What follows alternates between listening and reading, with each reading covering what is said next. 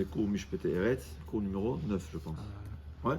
En tout cas, on récapitule l'importance des études de la Torah, de la Shemitah. C'est très peu d'halachot qui nous concernent. On verra, pour ceux qui habitent en France. Mais savoir, comme dirait Raphaël Kanevski, en tout cas c'est comme ça. Quand on étudie la Shemitah, c'est comme si on accomplit la mission. Et pour ceux qui aiment l'argent, dirait Raphaël Kanevski, la bracha de la Shemitah, c'est même celui qui étudie la Torah. C'est écrit que celui qui fait la Shemitah, il aura une bracha.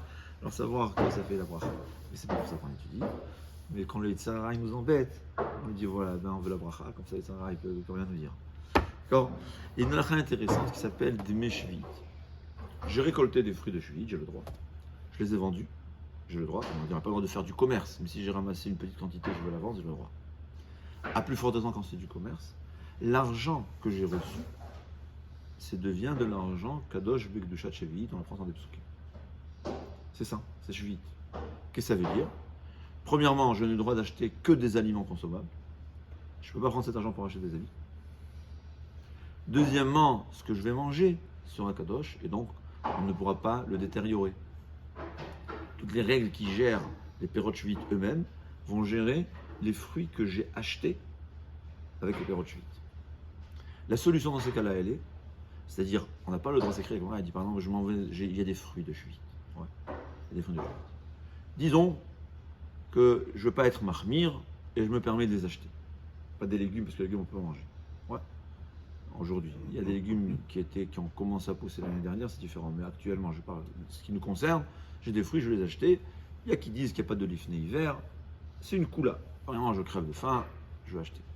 J'ai un autre problème. L'argent que je lui donne, dans ses mains sera Kadosh Bekdushat Shvit. Et lui, qu'est-ce qu'il va faire avec ces Kadosh Shvit? Il ne connaît pas la halakha. On va dire, on n'a pas le droit d'acheter, même dans le cas où c'est permis, d'acheter d'un Maharetz des fruits de Shvit, étant donné que l'argent qui sera dans sa main sera Kadosh Bekdushat Shvit, et lui, il ne se conduit pas comme Bekdushat Shvit. Comment faire? Il faut Behakafa. C'est quoi Behakafa? Je lui prends les fruits, il me dit, il inscrit la dette, et après que je lui inscris la dette, je lui rembourse la dette. Donc en fait, c'est pas l'argent que j'ai donné en échange des fruits, c'est de l'argent que j'ai acheté pour payer ma tête. C'est comme en Israël, dans les macolettes, dans les épiceries, tu notes, ouais, ils appellent ça Be'akafa, ça veut dire, je sais pas, en France ça n'existe pas, je pense. Mais ça veut dire, ils notent la dette et après tu lui payes. Dit certains chachamim, c'est pas l'unanimité, mais c'est comme ça qu'il faudrait faire. Ça sera la même chose si je paye avec une carte de crédit. Surtout quand c'est à débit différé, que là, lui, il va recevoir son argent, moi je le paye seulement après que j'ai déjà même consommé les fruits. Mais même si je n'ai pas consommé, là aussi c'est une marloquette, il y a qui disent qu'il faut le rembourser après avoir consommé les fruits, et qui disent non, on va être méquel, on va dire, parce que je n'ai pas le choix. Alors dans ce cas-là, il faudra payer avec une carte bancaire. Parce qu'une carte bancaire en général, il va être payé, c'est comme un chov. C'est comme au fait, l'acte de vente a été fait, la banque lui doit l'argent et moi je dois la vente.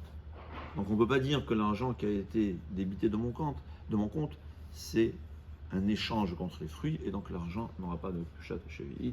C'est la solution à faire. Donc quelqu'un il est coincé, il n'a pas de choix, il va acheter des fruits d'arbres. Il faudra absolument payer seulement avec une carte de crédit, pas en comptant. Ça c'est à savoir. Sinon, l'argent que je vais donner, je vais lui provoquer une avérin parce que l'argent qu'il a reçu sera de l'argent Kadosh Bekdushat Shvit. Il suffit qu'il s'achète un habit avec, il y a un problème. Chachamim, ils ont institué que c'est assourd, parce qu'on sait qu'en principe, quelqu'un qui ne va pas suivre les lois, les préceptes de la halakha. Kol tout.